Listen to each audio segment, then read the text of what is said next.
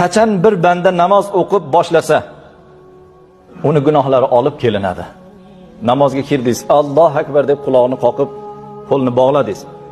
Gunohlaringiz olib keladi. Sizni yuqoringizga olib keladi. Xuddi bulutga o'xshab, sizni boshingiz yuqorisiga olib keladi gunohlar. Faju'alat ala ra'si. Keyin bu sajda qiladi. Sajda qilgan paytlarida gunohlar uning boshlariga qo'yiladi dedi. Va atiqi, va uning bo'yinlariga qo'yiladi dedi.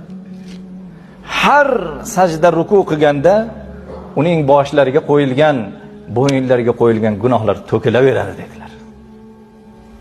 Voy sajdadan shoshayotgan birodarlar, shoshmang sajdadan. Ba'zilar shunday shoshib turadi, gunohni bergisi kelmaydi. Yelkalaridan, bo'yinlaridan to'kilayotgan gunohni bergisi kelmay tez turib oladi. Sajdada shunday turing. Mana bu hadisni eslang endi.